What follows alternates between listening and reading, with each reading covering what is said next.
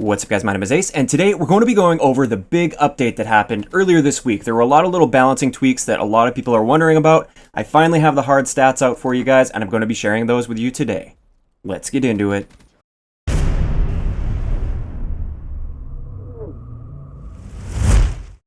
Alright guys, so I want to start this off by saying that every stat that I share today is a hard-coded stat, so it's the way the game is actually coded. And it was all retrieved by Marvel4, so all credit goes to him. I will leave a link to his stat chart down in the description below. Alright, so first up, the only thing that got their ranges changed was the Kuda as well as the HG40. And as you can see here, the Kuda's 5-shot kill range was actually cut by quite a bit, from 50 meters down to 37.5 meters. Also, its 3-shot kill range, which was already very small, it was only 5 meters before, was cut in half, so it's now only 2.5 meters. The 4-shot kill range was unchanged. Now, one thing I want to point out about this, it looks like a pretty major change to the Kuda's ranges, but if you really think about it, most of your gunfights are going to fall within the range that was unchanged. That's that 4-shot kill range, as well as the section of the 5-shot kill range that wasn't changed, really. So, in an actual game, I haven't really noticed too much of a difference with the Kuda, but as you can see, it's not going to be quite as effective when you're really close to your enemies, or when you're quite far from your enemies, outside of that normal SMG range. As for the HG40, it got its 3-shot kill range increased by about 20%. It's not really that noticeable. I played around with it a little bit. I honestly didn't really notice much of a difference, but as you can see, it did get slightly increased. Next up, we have the Man of War, and this one got quite a few changes. Well, it looks like a lot of changes, but really it was just changing a couple different stats. First off, the aim down sight time was increased by 16%, so it's now up to 0.35 or 350 milliseconds, and this is by far the slowest in the assault rifle category now. It was already among the slowest, now it's even slower. As for the reload times, it looks complicated. There's lots of different reload times that got changed. That just has to do with whether or not your magazine is full or empty, and whether or not you're using fast mags, as well as your add time, which is just that time it takes for the bullets to actually appear, and it doesn't take into account that added animation at the end of the reload that's not really necessary if you're doing a reload cancel. Overall, what you really need to know here is the reload time was increased fairly significantly, and therefore it is now by far the slowest reloading assault rifle in the game, and it is very noticeable. So it's something where I would definitely recommend running fast mags on now, and overall just be prepared to have a long reload time with the Man of War.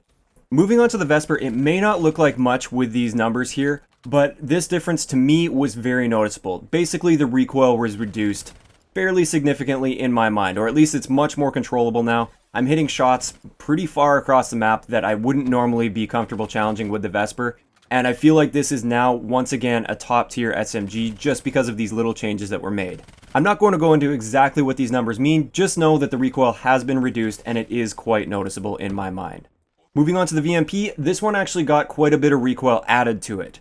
Again, I'm not going to explain exactly what every single one of these numbers mean, but as you can see, there were a lot of changes made to its recoil pattern, and all of them are negative changes that harm the accuracy of the VMP. As for my personal experience with it so far in game, it's definitely noticeable that there is more recoil, but it's still also very controllable, and I would still consider the VMP to be a very solid gun.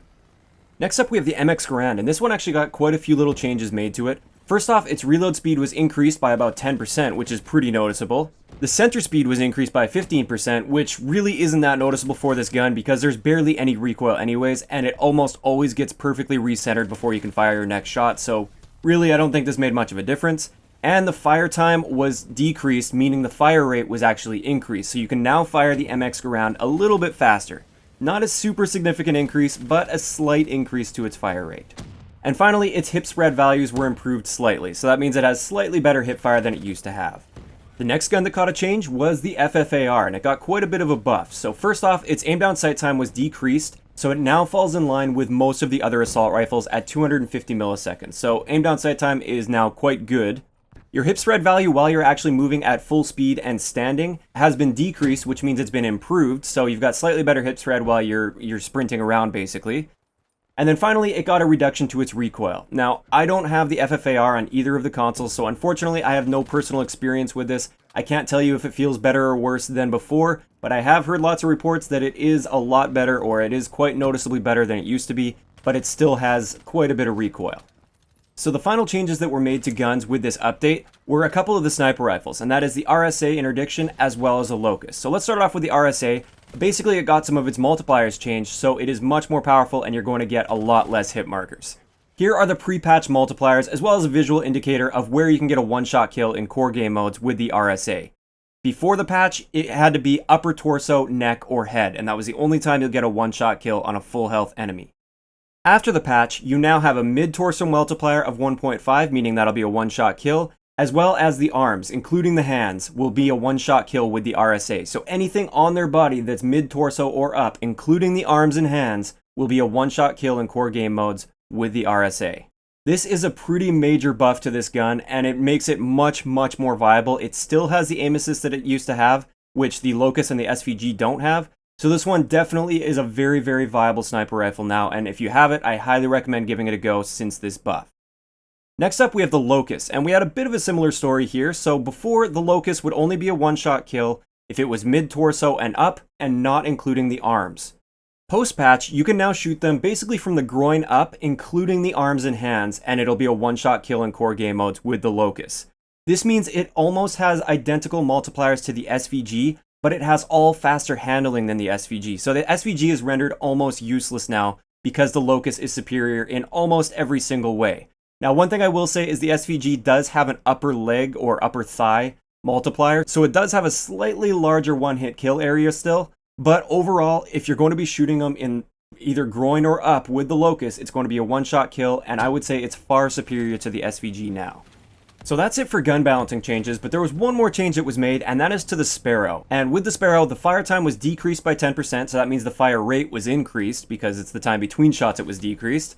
So you can fire those arrows out a little bit faster, and on top of that, the charge time was decreased, meaning you can draw back your arrow slightly faster than you could before.